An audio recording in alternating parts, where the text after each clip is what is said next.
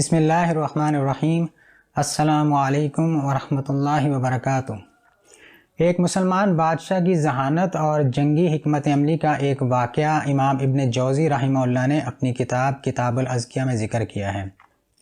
آپ لکھتے ہیں کہ ایک مسلمان بادشاہ نے سمرقند پر حملہ کیا اور اس کا محاصرہ کر لیا۔ کافی دن محاصرہ کرنے کے باوجود جب ان کو کوئی خاص کامیابی حاصل نہ ہوئی تو انہوں نے اپنے محافظوں سمیت شہر کا ایک پورا چکر لگایا اور وہاں ایک آدمی کو پکڑ کر لے آئے۔ اس آدمی کو لالچ وغیرہ دے کر اس بات پر آمادہ کیا کہ وہ ہمیں اپنے شہر کے بارے میں معلومات فراہم کرے۔ اس شخص نے بادشاہ کو بتایا کہ یہاں کا حاکم تو ایک احمق اور بیوقوف شخص ہے، اس کو کھانے پینے اور عورتوں کے علاوہ اور کوئی کام نہیں ہے۔ اس کی ایک بیٹی ہے جو بہت عقل مند ہے اور سارے شہر کا نظام وہی چلا رہی ہے، اگر وہ نہ ہوتی تو شہر کا نظام برباد ہو چکا ہوتا۔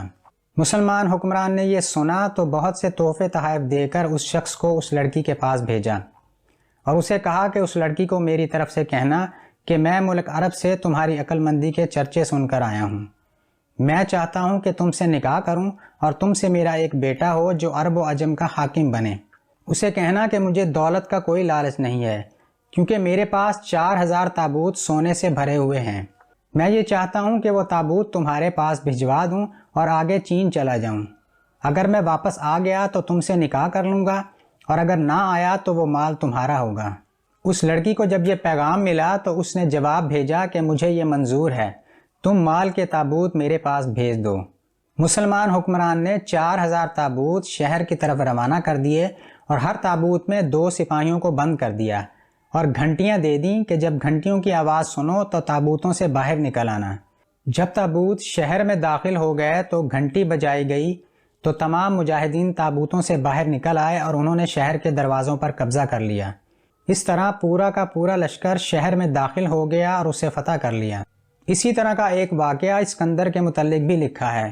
ایک بار اسکندر اپنا لشکر لے کر فارس کے مقابلے میں نکلا۔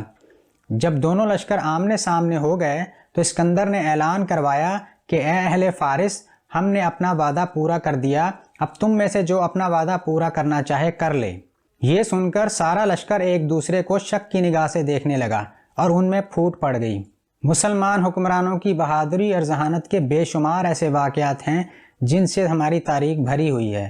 دعا ہے کہ اللہ تعالی ہمارے حکمرانوں کو بھی اسلام کی محبت، ذہانت، اخلاص اور بہادری عطا فرمائے۔